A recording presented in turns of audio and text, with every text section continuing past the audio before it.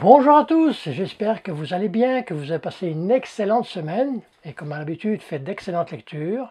Aujourd'hui pour vous, j'avais l'envie de vous présenter, parce que bon, l'année 2024 s'achève doucement, j'avais l'envie de vous présenter mes 10 meilleures lectures de 2024. Donc, sans plus attendre, bienvenue sur Bouquin d'étoiles et générique.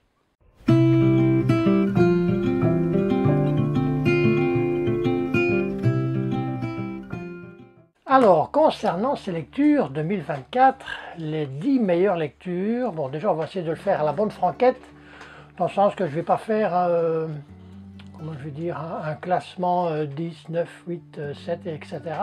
Par contre, je vais quand même essayer de garder les 3 meilleurs pour la fin.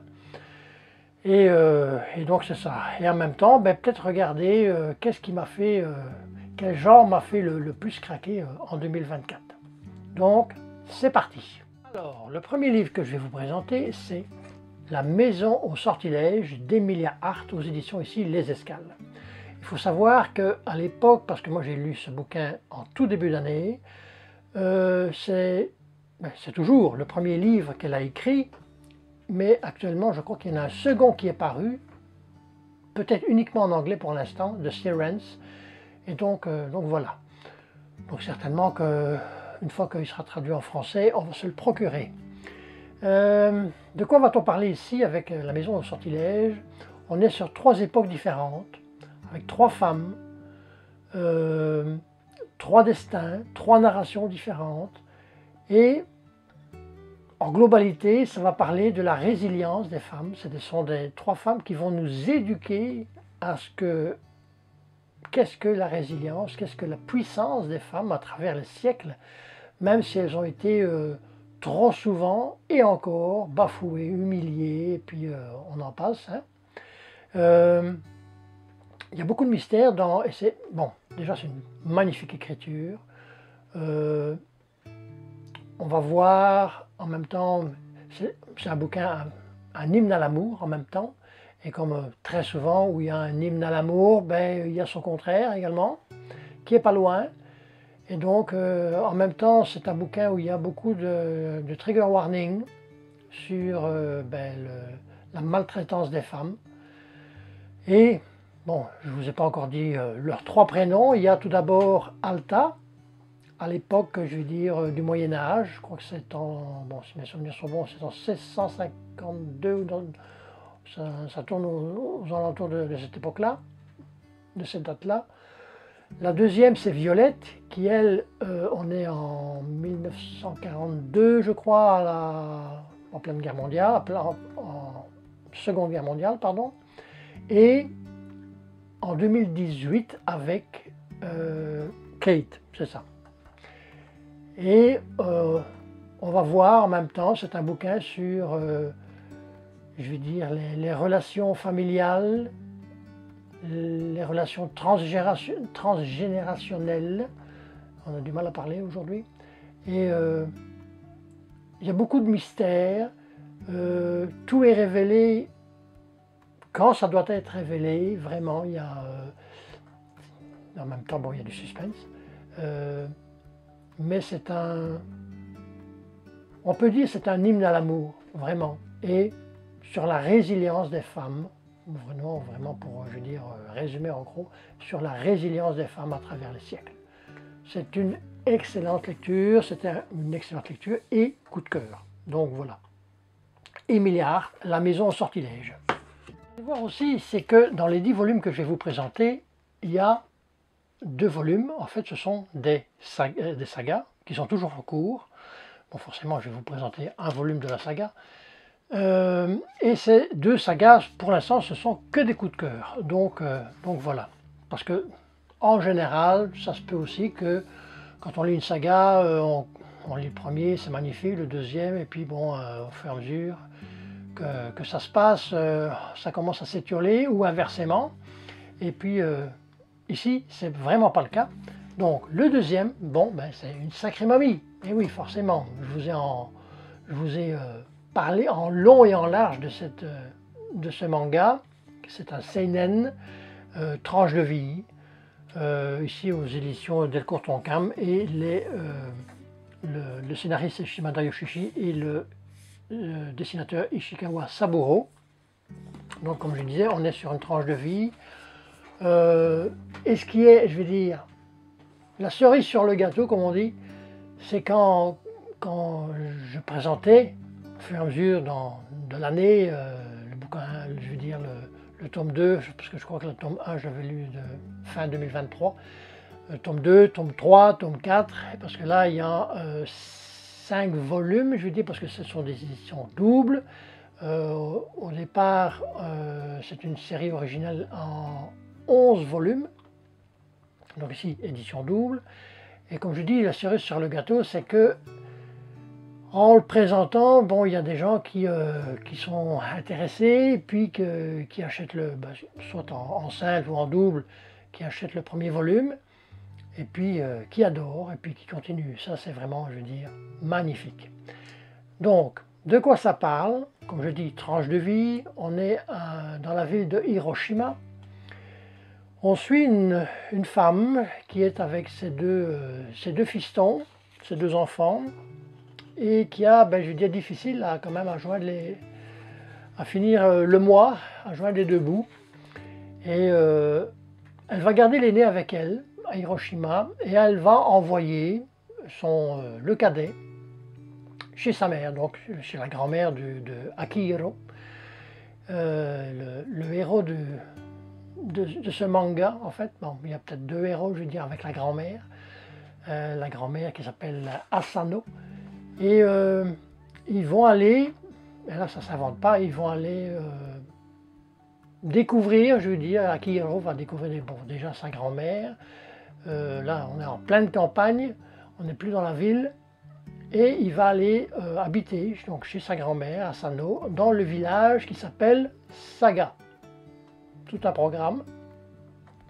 Et donc, cette tranche de vie, c'est en même temps,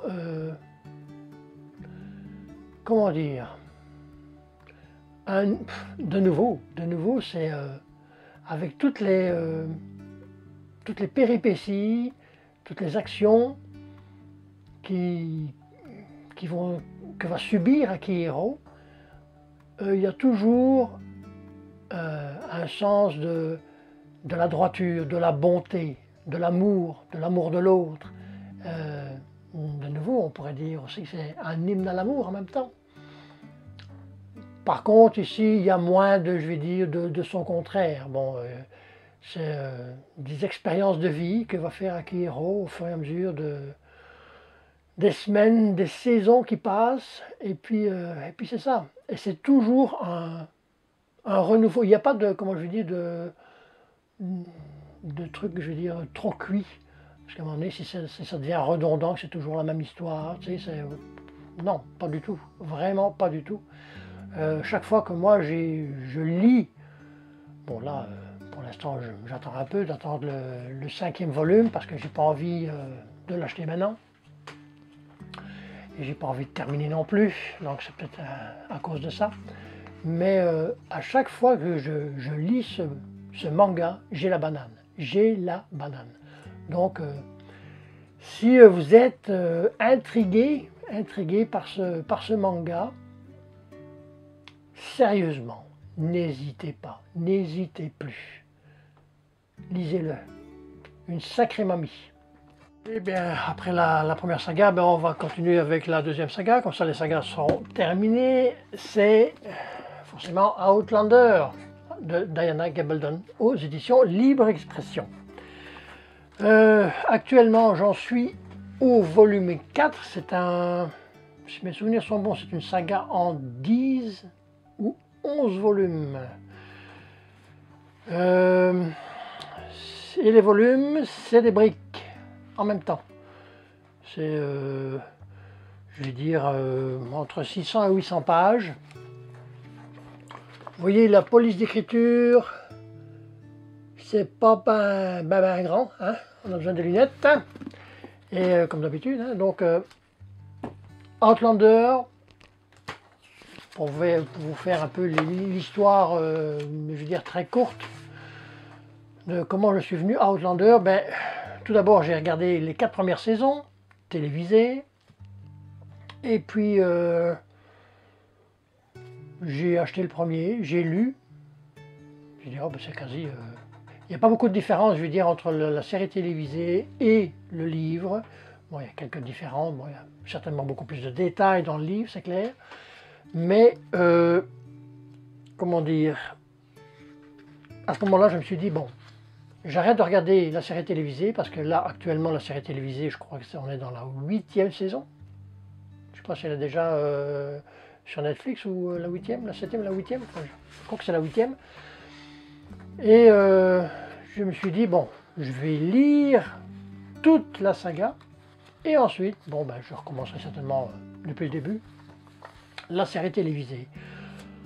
Pourquoi? Bon, à chaque fois, c'est un coup de cœur. Bon, ici, c'est le 3e chapitre, je vais dire, un 3e volume, le voyage. Le premier, je l'ai lu aussi, fin 2023, je crois. Donc ici, bon, cette année, j'en aurais lu 3 volumes. Mais l'écriture de Diana Gabaldon, c'est une écriture qui est super facile, super fluide, enfin, c'est super partout. Comme je l'ai déjà dit, elle peut écrire n'importe quoi sur n'importe quel sujet. On voit que c'est pas du... elle va pas gratter le vernis, là, tu sais, c'est fluide, c'est fluide. Bon, pour les gens qui ne connaissent pas, Outlander, c'est une saga, je dirais, historico-fantastique, doublée d'une romance. La romance qui se passe, je veux dire, entre Claire Bisham et Jamie Fraser. On est en Écosse, ben, au départ on est en Écosse, puis au fur et à mesure, je veux dire, de la saga qui continue, on va aller dans le Nouveau Monde, on va aller aux États-Unis, et donc voilà. Pour moi, c'est une grande révélation, je vais dire, Diana Gabaldon, parce que je ne sais pas si en plus elle a écrit autre chose. Je ne crois pas, mais ça, bon, je ne vais pas cracher dessus là, parce que je ne sais pas. Mais en tout cas, en même temps, comme je dis, c'est une écriture super fluide, super agréable à lire. C'est quand même une saga qui lui a demandé 30 ans. 30 ans d'écriture. Et en même temps, pendant ces 30 ans, on voit que, ben, là, j'en suis seulement au 4e volume, sur les 10 ou 11, mais on voit qu'il n'y a pas de changement dans son écriture. C'est vraiment magnifique, vraiment. Donc pour ceux qui ne le connaissent pas, ben, je vous le conseille, vraiment. Soit de regarder la série, ou d'abord de commencer avec les bouquins. Donc voilà. Outlander, Diana Gabaldon. Ensuite, le 4e livre, ça c'est une écriture autochtone, mais bon, pour l'instant je ne pourrais pas vous la montrer, je ne l'ai pas physiquement, je l'ai prêté à quelqu'un, mais donc voilà la couverture. C'est Pi-Sim-Napeo de Georges Pissimopeo aux éditions Anénorak. Ça a été mon premier livre autochtone que j'ai lu, et ça a été mon premier coup de cœur. Il y en aura d'autres par la suite, bon, pas ici, pas dans ceux que je vais vous présenter aujourd'hui, mais il y en a eu d'autres. Pi-Sim-Napeo, c'est également une tranche de vie par rapport à un homme, et par rapport, moi je dis une tranche de vie qui va aller de son enfance jusqu'à l'âge adulte, jusqu'à quelque part aujourd'hui. Et bon, ça va montrer, comme très souvent, les écritures autochtones montrent une sorte de résilience que ce peuple, ou ces peuples, ont eu à faire face au bon, on pourrait l'appeler de plusieurs noms, hein, enfin on va le dire, face aux Blancs, face aux envahisseurs. Ça va montrer beaucoup de résilience.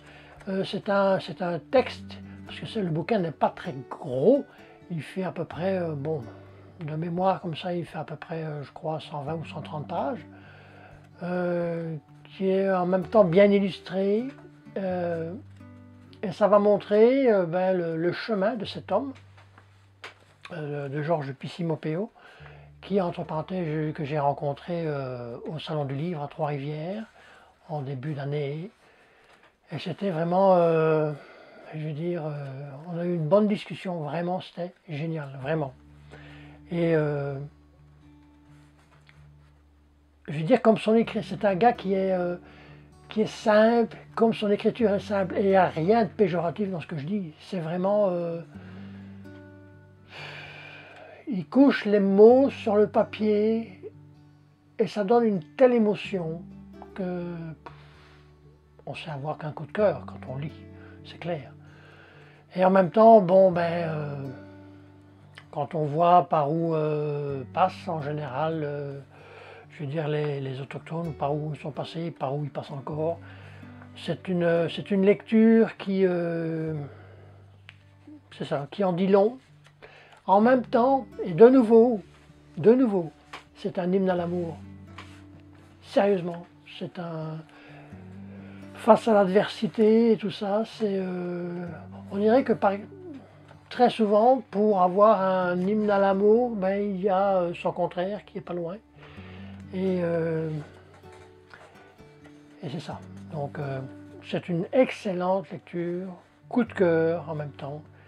Mais en même temps, ce n'est pas non plus que, je veux dire, parce qu'il y a des moments de joie, de bonheur dans ce livre.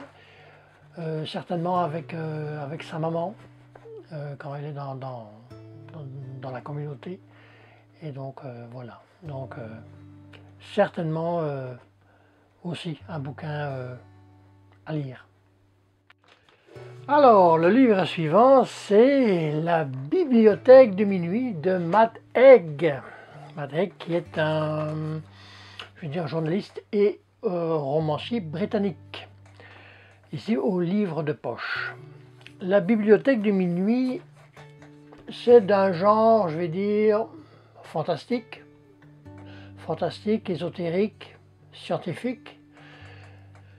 On va suivre je veux dire, on pourrait dire les pérégrinations d'une femme qui, au tout début du roman, veut se suicider. Et bon, elle rentre dans une sorte de coma. Et elle va se retrouver dans une bibliothèque sans fin, comme j'aimerais bien avoir de l'autre côté, une bibliothèque sans fin, avec des étagères en veux-tu, en voilà, un vrai labyrinthe. Et elle va devoir choisir. Elle va devoir choisir un livre et en ouvrant ce livre, elle va comment je vais dire, c'est une sorte de, je ne vais pas dire de réincarnation, parce que bon, là, elle est toujours dans le coma, en ce moment-là. C'est une sorte de rêve, si on veut, et puis, mais c'est plus dans le sens, là, je veux dire, scientifique, avec on va parler des multivers, qui en physique quantique ont été démontrés, bon, qui ne sont pas forcément retenus par le monde scientifique actuel, non quantique je dirais. Et donc c'est ça, elle va avoir comme des multivers de sa propre existence pour voir si elle peut faire mieux ou moins pire. Et c'est ça, ce livre. C'est un hymne, en même temps, de se dire, enfin un hymne, non, c'est plus de se dire que l'herbe n'est pas plus verte chez le voisin, on pourrait dire ça. Bon, il y a peut-être un autre dicton qui veut peut-être dire la même chose, mais qu'on est responsable, entièrement responsable de notre libre arbitre entièrement responsable.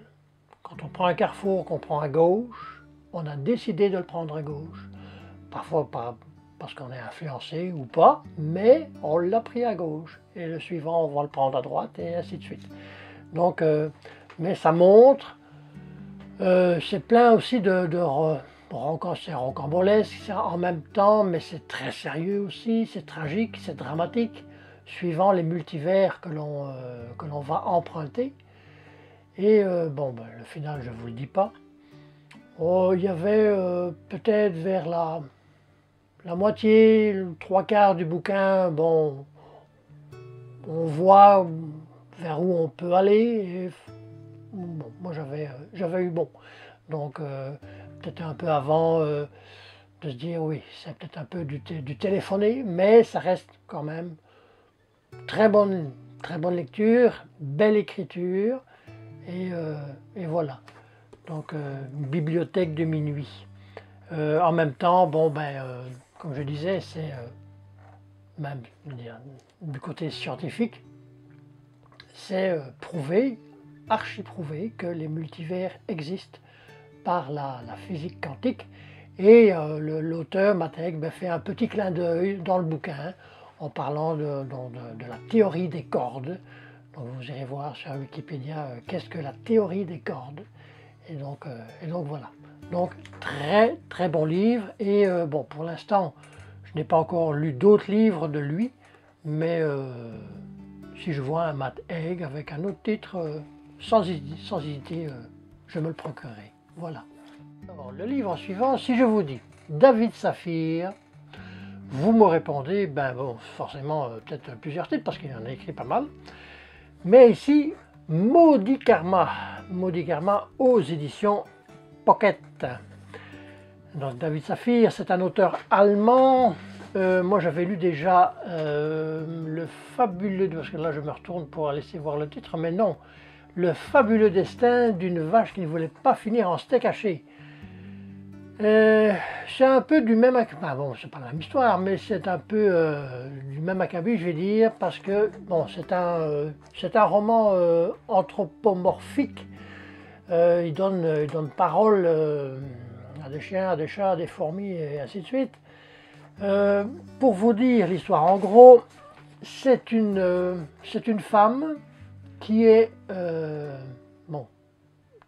qui travaille à la télévision allemande. Elle est au top je vais dire, le top de sa carrière, de sa célébrité. Et tout d'un coup, le destin en a choisi autrement et elle va recevoir un bout de ferraille sur la tête qui vient du cosmos. Et elle décède, et puis c'est ça, puis elle va essayer tout au long du livre de revenir, de se réincarner en humain. Mais le hic dans l'histoire, c'est que elle va venir tout d'abord se réincarner en fourmi. Et en même temps, c'est ça, on voit, c'est un bouquin qui est hyper drôle, il y a de l'humour en veux-tu, en voilà, il y a des citations aussi, on n'est pas en reste, mais en même temps c'est un texte hyper profond, comme je vais dire avec l'autre que j'avais lu, avec Fabuleux destin de la vache là. Ce sont des textes hyper profonds qui font réfléchir sur soi, sur l'entourage, sur la société. Et puis, bon, là, je ne vais pas vous spoiler et dire la fin de l'histoire, parce que quand on voit le cheminement que peut avoir cette femme avant de revenir, je vais dire, se réincarner en humain, il y a du voyage. Hein. Mais c'est ça. David Saphir, pour moi, ça a été deux super bonnes lectures, et ici, ça a été un coup de cœur pareil. Vraiment, parce qu'il y a de la profondeur, parce que c'est du texte qui fait réfléchir. Donc voilà. Maudit Karma, David Saphir. Alors, ça diminue pour le top 3. Il y a encore un livre à vous présenter. Enfin, quand je dis top 3, bon, il n'y aura pas de podium, mais bon, ça reste quand même un top 3. Donc, dernier bouquin à vous présenter avant ça, Les Guerriers de l'hiver d'Olivier Norek, aux éditions Michel Lafon. Alors, moi, c'est également le premier livre que je lis d'Olivier Norek, certainement pas le dernier. Il est plus, je veux dire, dans le roman policier. Bon, c'est un ex-policier, donc. Mais ici, c'était sa première littérature blanche. Et donc, pour vous dire un peu l'histoire avant cette lecture, c'est que moi, j'ai vu ce bouquin qui était présenté sur la chaîne Endoline, qu'il l'avait vraiment bien apprécié. Et donc, je me suis dit, roman historique, pur historique, Seconde Guerre mondiale, je prends, c'est clair. Et en plus, bon, comme elle avait vraiment bien apprécié et bien expliqué aussi, à un moment donné, on s'est dit, bon, on l'achète. Et vraiment pas déçu. Ça a été un coup de cœur pareil, réellement. Pour vous dire l'histoire en gros, on est au début de la Seconde Guerre mondiale, on est en novembre 1939. Et Staline a décidé d'envahir son petit voisin, la Finlande, pour, disons, des raisons un peu obscures quand même, peut-être d'un point de vue stratégique par rapport à Adolf Hitler, mais bon, Adolf Hitler, à cette époque-là, n'avait pas aucune, enfin, peut-être dans sa tête, mais il n'avait aucune, je veux dire, animosité et aucun plan bien établi pour envahir l'URSS à cette époque-là. Donc il n'y avait rien d'officiel, en tous les cas. Mais c'est ça, il a décidé d'envahir la Finlande. Mais le problème, et là c'est plus un problème pour les Finlandais, mais bon, peut-être que ça va se retourner à un moment donné, c'est que les Finlandais n'ont pas une grande armée déjà, une armée de métier. Par contre, l'URSS, oui, l'armée de métier, il y a des millions de soldats. Donc, je veux dire, la balance, normalement, c'est que l'URSS va faire juste une bouchée de son petit voisin finlandais. Parce que les Finlandais doivent aller recruter dans les fermes, les paysans et tout ça. Hein, c'est à peine si, je veux dire, les Finlandais vont combattre avec des pelles et des fourches. Mais c'est tout comme par rapport, je veux dire, à l'armée de métier qu'est l'Union soviétique. Mais les Russes vont très vite déchanter, très vite. D'ailleurs, ça n'a pas vraiment été une invasion, ça a été une invasion sur quelques kilomètres par rapport à la frontière russe, oui. Mais par contre, bon, les Finlandais vont déguster au point de vue, je veux dire, des bombardements et tout ça, ça c'est clair. Mais ils vont résister, résister, résister. Et ce bouquin, entre autres, parle, je veux dire, et là il faut que je relise le mot parce que Olivier Norek va parler d'un soldat finlandais qui s'appelle Simo Eija, qui est un tireur d'élite.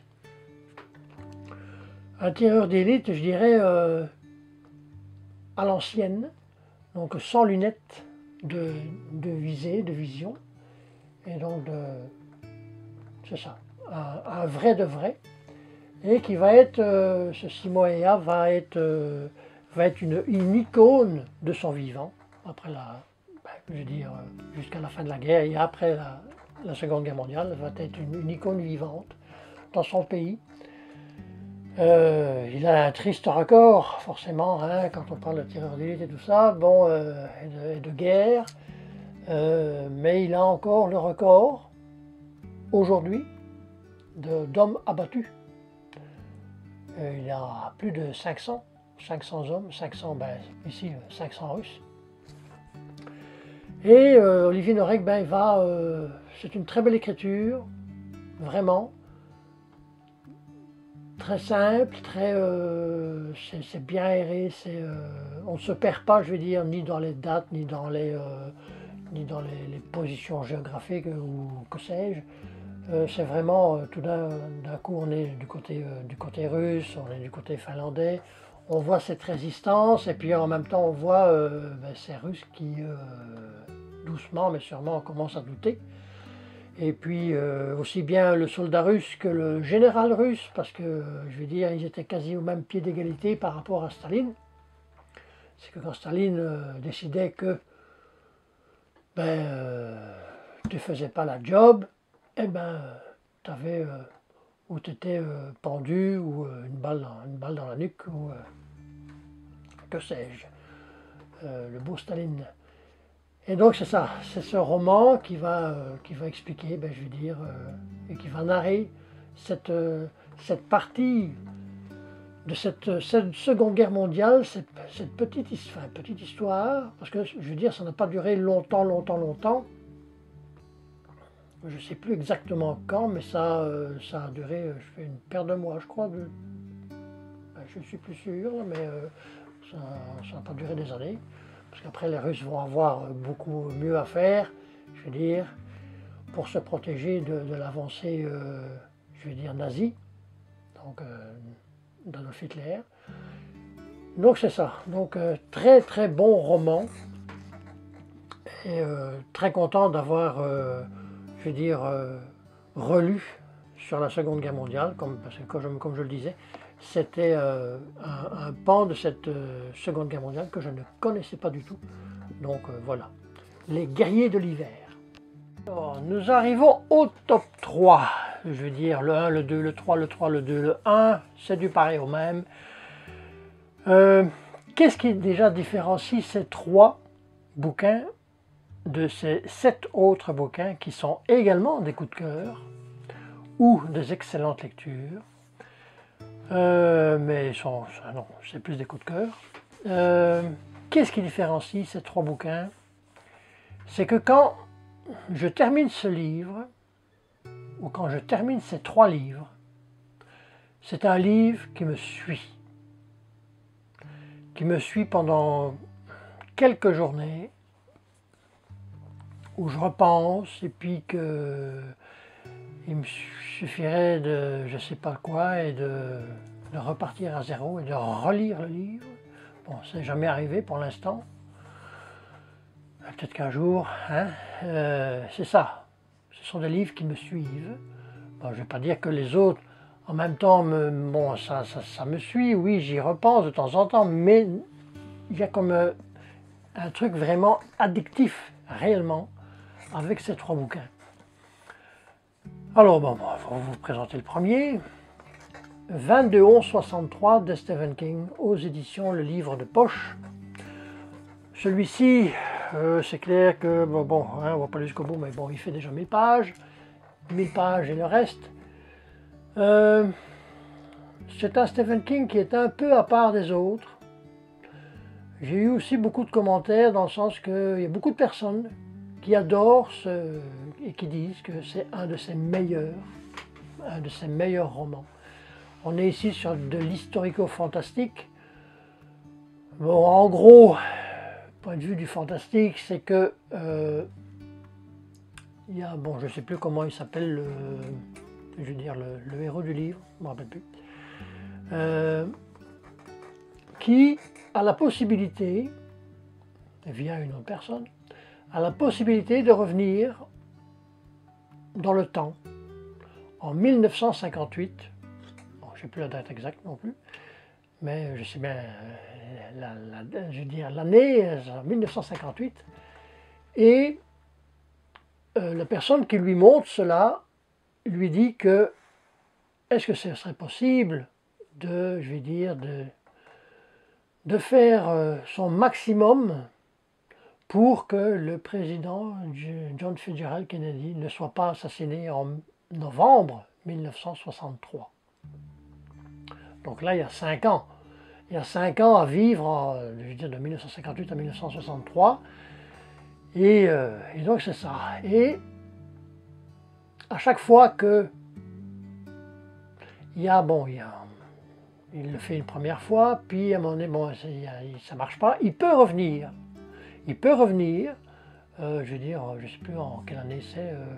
Je veux dire, en 2000, on est en 2011. Je ne me rappelle plus la date exacte non plus. Et vous voyez, la différence en même temps, c'est que c'est un bouquin qui m'a happé en le lisant après l'avoir lu. Mais bon, il y a certains détails qu'on oublie pareil. Hein. Et c'est ça, il revient. S'il repart, ben, il repart de nouveau en 1958. Donc il peut par exemple aller en 1958, réussir, bon, faire ses actions, parce qu'il n'y a pas que, je veux dire l'action pour le John Fitzgerald Kennedy. Il y a 5 ans à vivre là. Et si par exemple il arrive à faire 1959, 1960, mais il y a quelque chose qui ne marche pas, il doit revenir, ben, c'est 3 ans de perdu. 3 ans de perdu dans le temps, mais pas 3 ans de perdu quand il revient, je veux dire, en 2011. Bon. Ça, c'est d'un point de vue fantastique. Et là, je veux dire, d'un point de vue historique, ben oui, c'est forcément essayer de contrecarrer, je veux dire, l'assassinat de John Fitzgerald Kennedy. Comme je dis, c'est un texte qui est vraiment très profond, très très très profond. Bon, là je ne vous spoil pas s'il va y arriver ou pas. Donc c'est ça, dans une autre vidéo je vous mettais le 4e de couverture, mais dans le 4e de couverture je ne peux pas vous le montrer, sinon je vais spoiler à mort le bouquin. Donc c'est ça. Et puis j'aimerais bien relire ici le truc, c'était concernant, parce que ça parle beaucoup de ça aussi en même temps, c'est que est-ce qu'on peut changer le passé? Est-ce que le passé n'a pas la vie dure, que je veux dire, non, c'est impossible à changer. Donc certainement, je veux dire, en reprenant la théorie des cordes et puis les multivers et tout ça, que je veux dire d'un point de vue quantique, de physique quantique, ce serait possible. Donc ça reste à voir. Mais il y avait une citation, la fameuse phrase célèbre d'Edward Lorenz, qui disait « Le battement d'aile d'un papillon au Brésil peut-il provoquer une tornade au Texas ?» Ou, comme je le disais juste avant, ou encore, le passé a-t-il la vie si dure qu'il ne peut pas être changé? Et je vais dire, c'est un bouquin qui parle de ça. En même temps, c'est une histoire d'amour, une vraie histoire d'amour. Je vous en dis pas plus non plus. Découvrez-le dans ces 1000 pages. Mais quand je dis vraiment une histoire d'amour, là, c'est vraiment ça. C'est porter l'amour au plus haut. Au plus haut, vraiment. Donc Stephen King, 22-11-63. Ensuite, on va le prendre comme il vient. Bon, comme il vient non, parce qu'il était en dessous. C'est l'histoire d'Edgar Sautel de David Wroblewski aux éditions ici Jean-Claude Lattès. J'aime à dire que ce bouquin, parce que je l'ai déjà dit, mais que ce bouquin est étudié dans les écoles américaines. David Wroblewski, bizarrement, je crois qu'il a fait juste deux romans.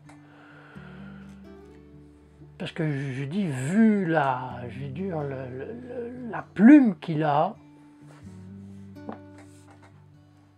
c'est dommage. C'est dommage qu'il n'ait écrit que 2 bouquins. Mais je ne saurais même pas vous dire le titre du second bouquin. Je ne sais même pas s'il y en a un, mais je crois qu'il y en a 2 en tout. On est dans une famille américaine.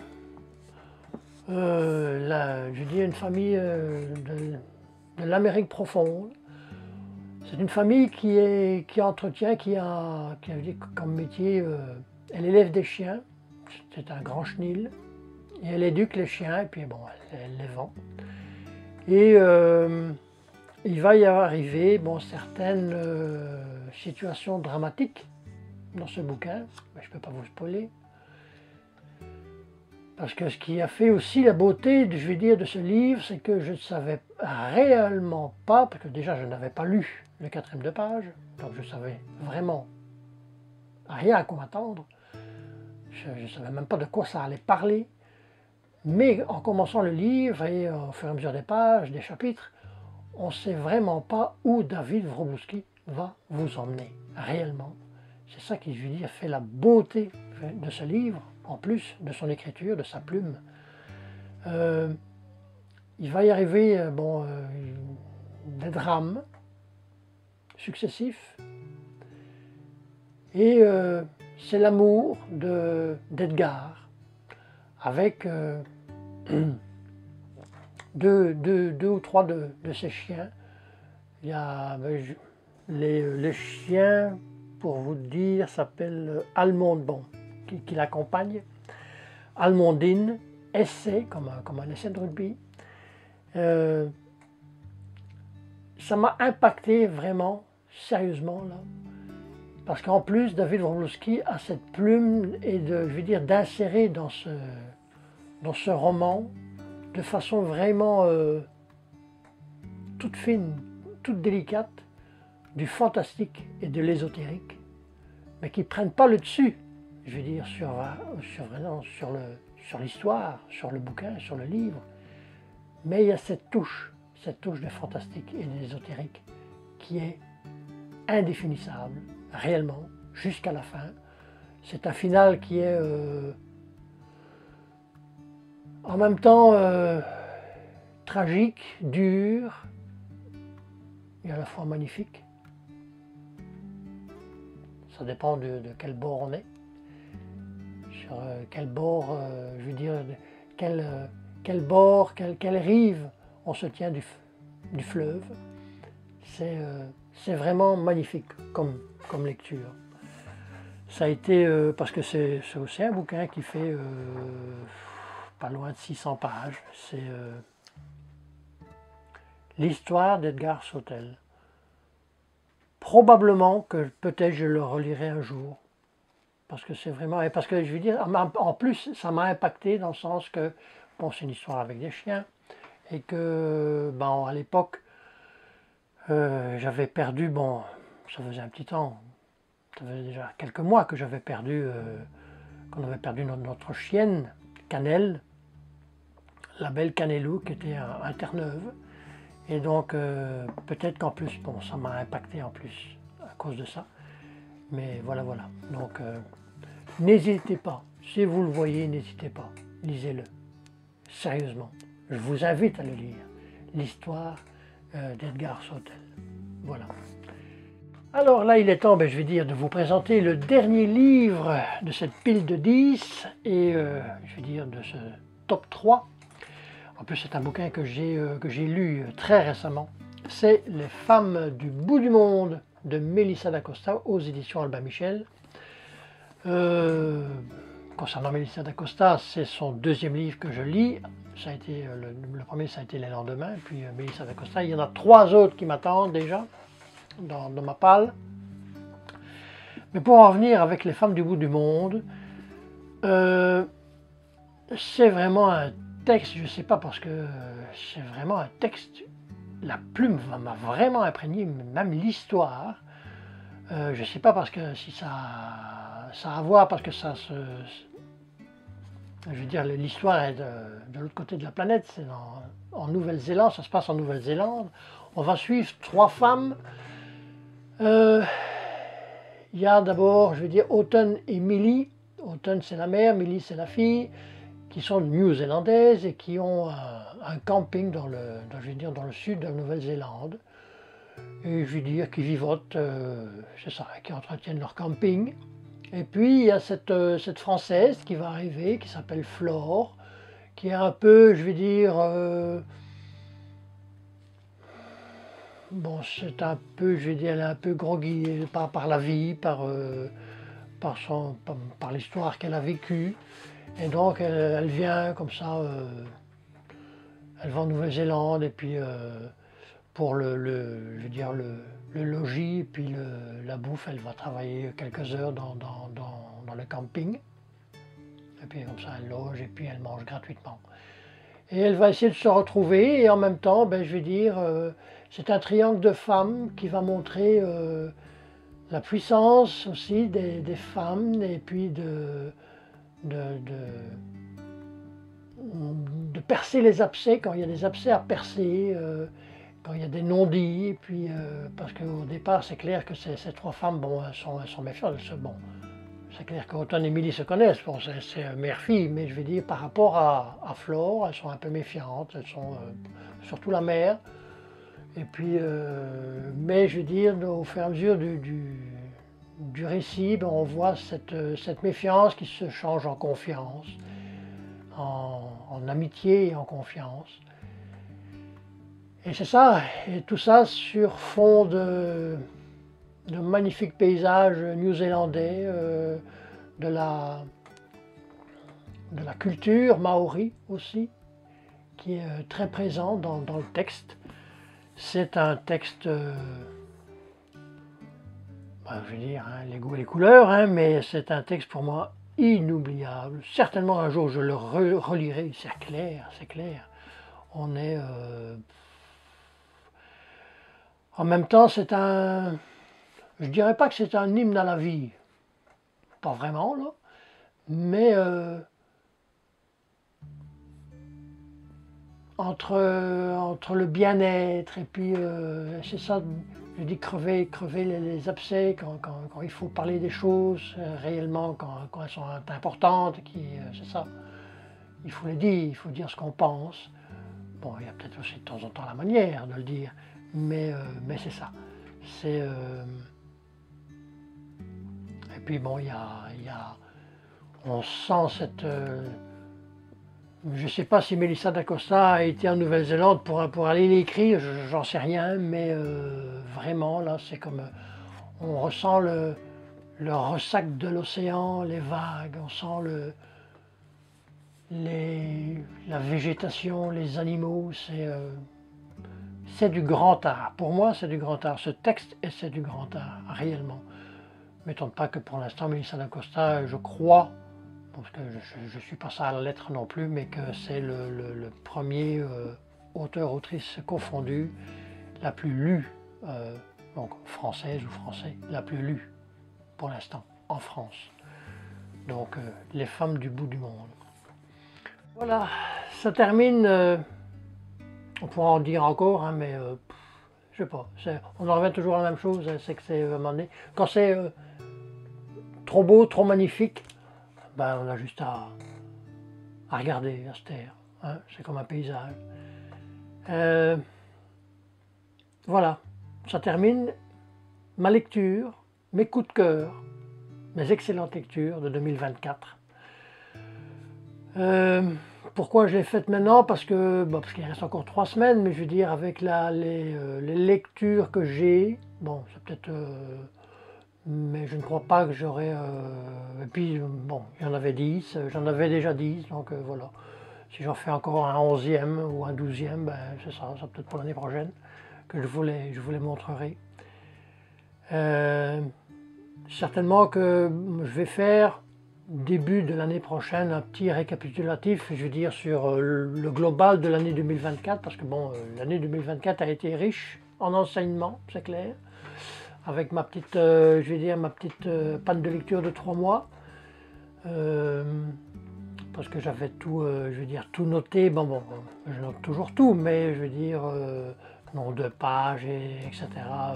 Bon, ça j'ai laissé tomber, je vais peut-être reprendre en 2025 peut-être, parce que bon, c'est toujours, moi j'aime bien ce qui est un peu statistique aussi, pareil, mais je ne vais pas faire une vidéo trop longue non plus là-dessus, ça fait que j'avais envie déjà de vous présenter déjà les 10 meilleurs bouquins pour moi en 2024. La semaine prochaine, certainement qu'il y aura probablement un book haul, je dis probablement, pas sûr, mais on verra. Et donc, ben, en attendant, je vais dire, c'est ça. Continuez à faire d'excellentes lectures, à peut-être encore avoir des coups de cœur, les derniers coups de cœur de 2024 chez vous.